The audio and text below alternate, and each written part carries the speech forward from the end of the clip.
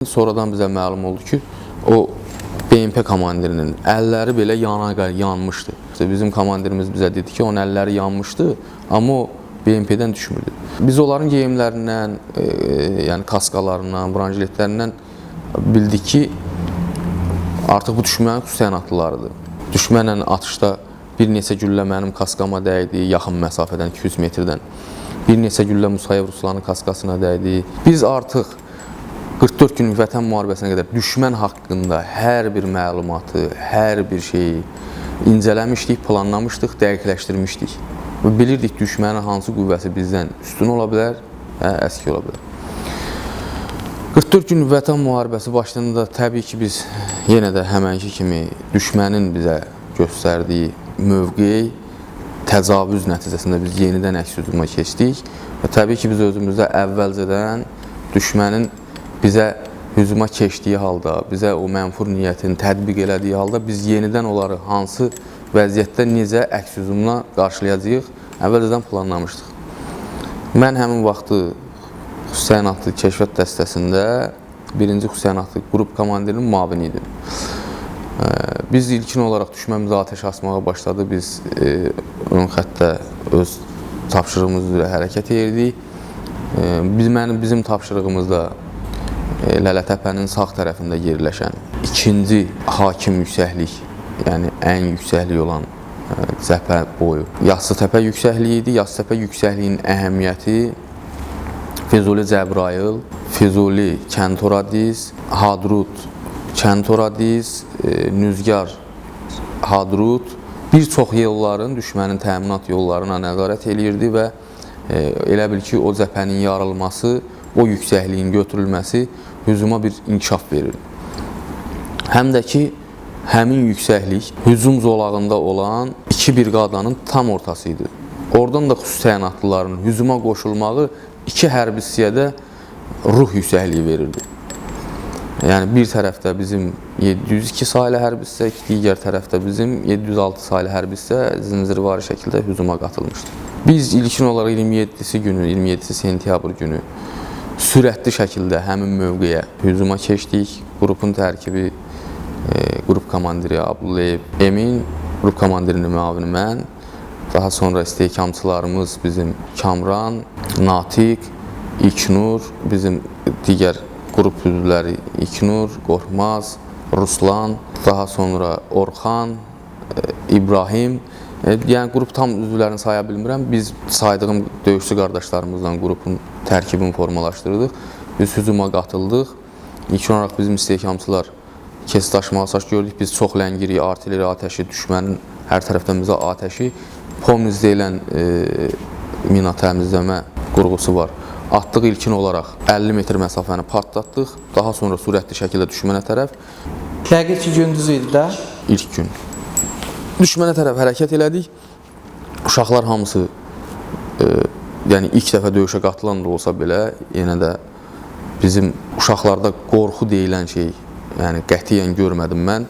Düşmən üzərinə biz tam şəkildə piyada keçidindən çıxmamaq şəklinə ardıcıl olaraq, hər ki, düşmən atəş açsa belə, hətta biz o yüksəkliyə çatanda, yüksəkliyin arasında digər yüksəkliyə çatıb, mən komandirlər kəşfi təyin elədim ki, ora bir mühafizə üçün PK-nı yerləşdirəm, pulemyot yerləşdirəm ki, bizi dəstəkləsin, biz irəliləyək.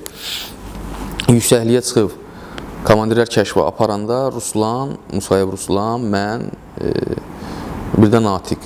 Üçümüz düşmən atəşə düşdü. Həmin vaxtda mən sol budumdan güllə yarası aldım. 27-si günü sol budumdan güllə yarası aldım və mən məcburən geri çəkdim, uşaqlar düşdü ki, dərə ilə fırlanaq. İlkin olaraq Ruslanın barmağından güllə dəymişdi, Natiqə dəymişdi güllə, branjiletindən dəymişdi. Ruslana ilkin tibbi yardım təxliyə qətiyyən ola bilməz, çünki döyüşün ilk günü idi. Daha sonra mən istehkamçı bizim, sanitar təlimatçı bizim Vasif, Məhrəmov Vasif gördü mənim ayağımdan qan axır, sadə nəsə olub. Dedim ki, hə, güllə dəyib. Kəsdi, açdı, ilkin olaraq tibbi yardım göstərdi, turna atdı, piramidolu vurdu. Bizim hərbi hissə komandirimiz, vətən müharibəsi qəhrəmanı Orxan Əkbərov rabitədə mənim təxliyəmi istədi. Mən xahiş elədim ki, mən təxliyə olunmuram. Daha sonra mən hərəkətim biraz zəifləmişdi. Yəni əvvəlki kimi hərəkət eləmirdim, qanı da itirirdim. Biz döyüşçü qardaşlarımızla düşmənin həmin yüksəkliyinə bizim sol tərəfimizdə hücuma keçən, bunu da vurğulayım, bir BMP-ni düşmən tank əleyhinə raketlə vurmuşdu, BMP yanırdı. Biz artıq o yüksəkliyə çatdıq, RPG-22-lərlə, ona belə o hərbçilər arasında MUXA deyirlər, Adana Razvi qranatometlə dayanmadan atəşlər açırdıq yüksəkliyə, çünki oradan bizi NSVP deyilən silahla atəşə tuturdular. Biz Adana Razvi qranatometlərlə oraya atəş açdıqsa, düşmən istər-istəməz atəşin azaldırdı, biz daha yüksəkliyə doğru hərəkət edirdik. Bizim bu Adana Razvi əl qumbar atanlarımız bitdikdən sonra biz rabitə ilə əlaqəyə çıxdıq. Həmin o vurulan BMP-nin döyüşçüsü komandiri. Biz rabitə ilə əlaqəyə çıxdıq, dedik ki, bizi o dəstəkləyə bilər. Yana-yana həmin, indi mən onu bilmirəm, adım bilmirəm. Amma 702 saylı hərbi hissənin BMP-si idi. Həmin o komandirin sonradan bizə məlum oldu ki, o BMP komandirinin əlləri belə yanmışdı. O dayanmadan kiçik topları var BMP-nin üstündə və onun üstündə NSVP-si var, piyadə əhliyinə atəş silahı. O yana-yana, BMP yana-yana o bizi tam o yüksəkliyə girənə qədər atəşlə dəstəklədi. Artıq onun əlləri də yanmışdı. Bizim komandirimiz bizə dedi ki, onun əlləri yanmışdı, amma o BMP-dən düşmürdü. Biz daxil olduq yüksəkliyə, düşmən qaçırdı. Həmin yüksəklikdə qaçırdı. Daha sonra daxil olduq yüksəkliyə, o yüksəkliyi azad elədik. Azad eləyəndən sonra düşməndən bizə qalan qənimət nədir? İlkin olaraq götürdük. Daha sonra sürətli şəkildə düşmənin ikinci eşalonuna avtomobillərin, düşmənləri məhv elədiyi avtomobillərin, mövqeylərin çox böyük mövqeyləri var idi. Siz televiziya kanallarından görərsiniz. Şahinin verilişində 1 metrlik piltələr, böyük, çox böyük bir yerdir. Biz oranı demək olar ki, 11 nəfərlik qrupla sürətli şəkildə, 12 nəfərlik qrupla, səyahətli qrupla sürətli şəkildə işğaldan azad elədik. Daha sonra biz irəlilədik. Düşmən 4 nəfər qaçdı. Biz onları, düşməni sol tərəfdə vurduq. Niyə belə qısa-qısa danışıram bu hadisəni? Çünki düşmən orada artıq qaçırdı. Yəni, qaçırdı deyə biz də onlara sürətli şəkildə hücum eləyirdik. Düşmən hələ də özünə gələ bilmirdi bu şokdan. Biz sürətli şəkildə tezdən saat 7-də başladıq əmələ. Artıq biz kənd Turadızın türbəsini götürdük. Daha sonra mənim olduğum qrup, birinci səyahətli qrup türbədə düşmənin sağ tərəfini, düşmənin bizə göstərəcəyi, müqavimət göstərəcəyi sağ tərəfi mühafizəyə götürdük. Bizim ikinci qrup çıxdı, sol tərəfi mühafizəyə götürdü. Bizim üçüncü qrup bizim ortamızdan keçib, artıq biz kənd Torazıya çatdığımıza görə çox yorulmuşduq. Saat 2-3 radələrində biz artıq kənd Torazı, yəni Cənab Prezidentimizin, Ali Başkomandanımızın xalqımıza ilk azad olunmuş kəndimizi çatdırdığı ilk kəndi saat 3 radələrində biz işğaldan azad eləmişdik. İlk olaraq. Yəni, bir neçə saat ərzində biz o kəndin düz başının üstündəydik. Biz də təbii ki, çox sevinirdik, o sevinci, yəni, dillə deyiləsi bir şey deyil də o. Daha sonra bizim üçüncü qrup hərəkət elədi, düşmənin bizə göndərdiyi, onların da təbii ki, 0-22 saylı xüsusi təyinatlıları var. Biz 30-35 nəfərə yaxın şəxsiyyətlə bizə yaxınlaşırmış, bizim bundan xəbərimiz olmuyor. Bizim dazorlar müşahidə edə biləcəyi yerlə yaxınlaşmayıblar da. Daha sonra bizim üçüncü qrup hərəkətdə 2 dazor qarşıda hərəkət eləməklə növbəti yüksəkliyə, Nüzgar kəndinin istiqamətində olan yüksəkliyə hərəkət eləyəndə artıq biz optik nişangahlarla baxdıq ki, bizim qrupa qarşıdan açıq şəkildə 2-3 qrup yaxınlaşır. Biz onların geyimlərindən, yəni kaskalarından, branjiletlərindən bildik ki, artıq bu düşmənin xüsusi təyinatlılarıdır. Bizim dazor qarşıda biz məlumat verməyimizə baxmayaraq bizim üçüncü qrupa yəni ölü zona ilə hərəkət eləyirdi qruplarımız. Ona görə biraz şum olurdu rabitə əlaqəsində. Artıq bizim dazorlar onları görəndə onlar bizim dazora Abbasov ilkinə atəş açdılar. Əlini qaldırıb işarə verib bizim qrupları saxlayanda atəş açdılar. Biz də bunu durbin vasitəsilə görürük. Sol qolundan güllə yarası aldı bizim Abbasov ilkin. Daha sonra orada yüksəklikdə yüngül bir səngər var idi. Bizim 3-cü qrup girdi ora. 3-cü qrup girəndə bizim düşmənin həmin o 22-ci xüsusiyyətli alayının 3 qrupu bizim həmin o bir qrupu aldı mühasirəyə. Bizim uşaqlar, bizim Emin Məmmədov ilk olaraq, yəni bu qədər məsafəni bir kəndi götürmək bir dənə də belə şəhid verməmişdik.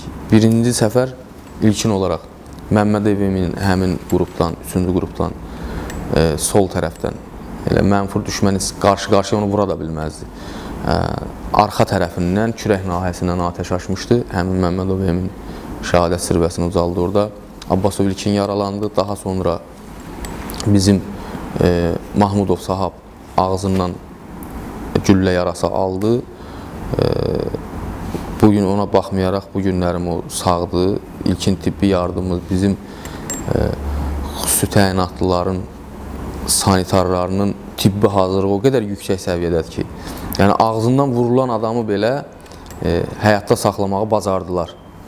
Bizim həkimimiz var, həmin Cəmşid həkim. Cəmşid həkim hətta orada dedi ki, uşaqlar çox narahat idilər. Ağızdan güllə yarası, təmiz nəbz itir. O özünə belə söyledi ki, əgər bu ölsə mən şərəfsizəm. Həkim o qədər özündən, təbii ki, bunların hamısı Allah işidir, Allahın işidir. Amma həkim o qədər özündən razı şəkildə belə bir cavab vermişdi. Mahmudov sahab orada yaralandı. Daha sonra bizim komandirimiz bizə komanda verdi. Mən təkidlə dedim ki, biz o qrupa köməyə gedək. Biz hərəkət elədik həmin istiqamətə. Həmin istiqamətə hərəkət eləyəndən sonra düşmən artıq bizim 3-cü qrupu mühasirəyə almışdı. Biz 2 yarım qrupa bölündük, düşməni hər iki tərəfdən arxadan çevirdik. Həmin vaxtı düşdük səngərə, düşmən artıq səngərədə olub bizim o birisi 3-cü qrupu məhv eləməyə çalışırdı. Bizim qrup komandiri Abdullayev Emin ilkin olaraq səngərdə, düşmən ikisi də qarşılaşdı, düşmən ona atəş açdı, onu da ağzından güllə yarası aldı, yıxıldı və düşmən ona yaxınlaşıb, yəni düşmən də olsa onlar da xüsusi təyinatlıdır, biz də müəyyən təlimlər keçmişik, onlar da müəyyən təlimlər, kontrol atışı deyirlər, yaxınlaşdı ona kontrol atışı eləməyə, arxadan mən onu vurdum, sonra düşmənlə orada Təxmini məsafə nə qədər olar? 5-10 metr belə məsafədən, çox yaxın məsafədən, 3-4 metr məsafədən belə. Sonra mən onu vurdum, düşməni vurdum, kontrol atışı eləməyə qoymadım. Daha sonra düşmən çıxdı, Musayev Ruslanla mən badi şəklində döyüşürdük. Bizim mühafizəmizi Hüseynov Famil var, mənim baş kəşfiyyatçı o təyin. Düşmənlə atışda bir neçə güllə mənim kaskama dəydi, yaxın məsafədən, 200 metrdən. Bir neçə güllə Musayev Ruslanın kaskasına dəydi. Boğazından cızıb keçənlər oldu güllə. Vüsal bizim, Məmmədov Vüsal həmin o çox şücaət göstərdi həmin döyüşdə. Beləliklə biz düşməni bir-bir məhv eləməyə bacardıq. Düşmən xüsusi təyinatların özü də gözləmədiyi halda biz onları bizim bir qrupu mühasirəyə almaqlarına baxmayaraq biz bir qrupla da, 2 qrupla onların 3 qrupunu tam şəkildə məhv elədik.